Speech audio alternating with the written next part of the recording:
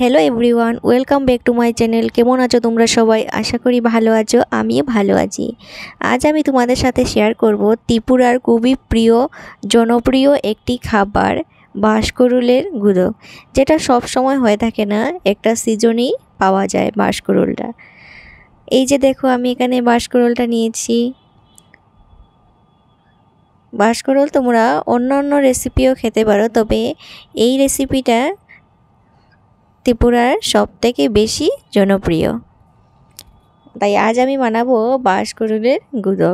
তার জন্য দেখো, আমি আরও অন্যান্য সবজি নিয়েছি। ঝিঙে নিয়েছি, বেগুন নিয়েছি, কারকোল, আলু, বরবটি, কলার মোচা, কাঁঠালের বিচি,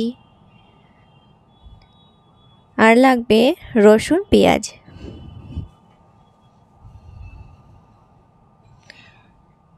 আমি সবগুলো সবজি ছোটো ছোটো কুচি কুচি করে কেটে নিচ্ছিলাম। কলার মোচাটাও দেখো বেছে কেটে নিয়েছি।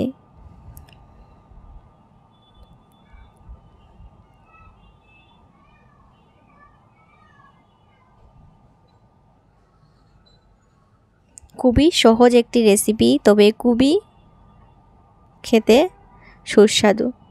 দেখো, আমি বাঁশকুড়ুলটাকেও পাতলা পাতলা করে কেটে নিয়েছি।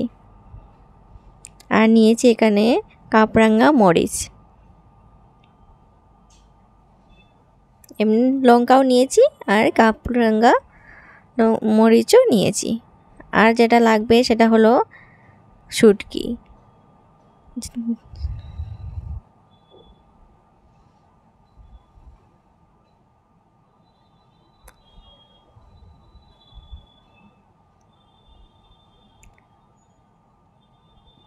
কাঁঠাল বিচিটাকে দেখো, আমি লাল কুসা ছাড়িয়ে ভালোভাবে সেদ্ধ করে নিয়েছি। যেহেতু অন্য সবজি তাড়াতাড়ি সেদ্ধ হয়ে যায়, তাই এটা তো সেদ্ধ হতে দেরি লাগে, তাই একটু সেদ্ধ করে নিয়েছি।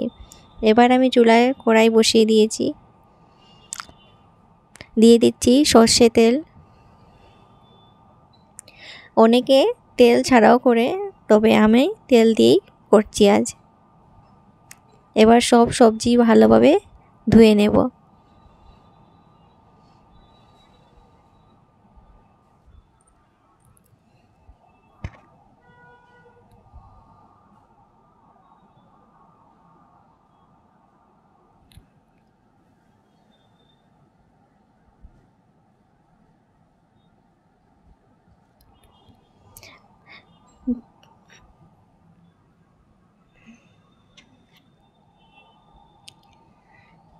এদিকে দেখো, তেল গরম হয়ে গেছে, দিয়ে দিয়েছি পেঁয়াজ কুচি, রসুন কুচি।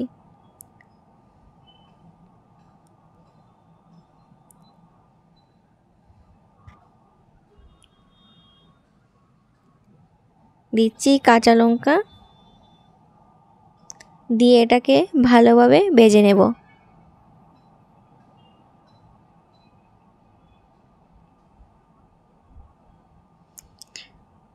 পেঁয়াজ হালকা ব্রাউন কালার আসা পর্যন্ত ভেজে নেব, আর রসুনের কাঁচা গন্ধটা যাতে চলে যায়। বন্ধুরা, যারা যারা আমার চ্যানেলটা সাবস্ক্রাইব করেছো তাদেরকে অসংখ্য ধন্যবাদ। আর যারা এখনও আমার চ্যানেলটা সাবস্ক্রাইব করোনি, প্লিজ সাবস্ক্রাইব করে আমার পাশে থেকো। এবার দিয়ে দিচ্ছি ধুয়ে রাখা শীতল। শীতলটাও 2 মিনিট ভেজে নেব।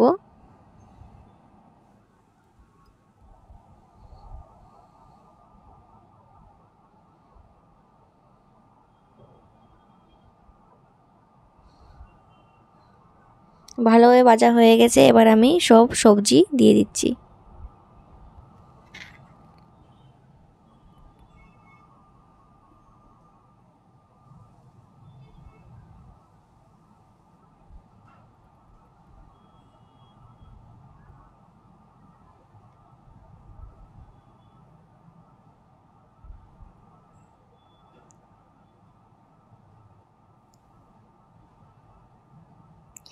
দিয়ে দেব পরিমাণ মতো নুন,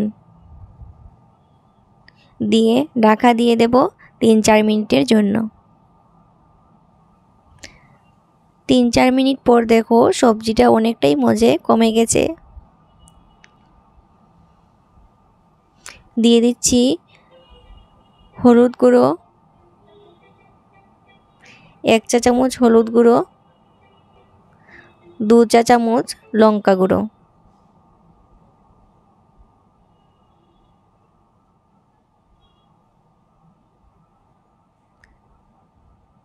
সবগুলো নাড়াচাড়া করে আবারও রেখে দেব 5 মিনিটের জন্য। 5 মিনিট পর দেখো সবজিটা অনেকটাই সেদ্ধ হয়ে গেছে। এবার আমি দিয়ে দিচ্ছি পরিমাণ মতো জল, যাতে সব সবজি ভালোভাবে সেদ্ধ হয়ে যায়।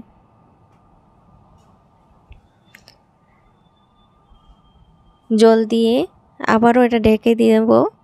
6-7 মিনিট পর ঢেকে দিয়েছিলাম। 6-7 মিনিট পর দেখো সবগুলো সবজি সেদ্ধ হয়ে গেছে। এবার আর ঢাকা দিতে হবে না, এভাবেই আরও 3-4 মিনিট রান্না করলেই হয়ে যাবে গুদক। যেসব বন্ধুরা এখনও গুদক রেসিপিটা ট্রাই করোনি, প্লিজ একদিন বাড়িতে ট্রাই করে দেখো, খুবই টেস্টি একটি খাবার। Thank you. ভিডিওটা যদি তোমাদের ভালো লেগে থাকে একটা লাইক করে চ্যানেলটা সাবস্ক্রাইব করে দিও।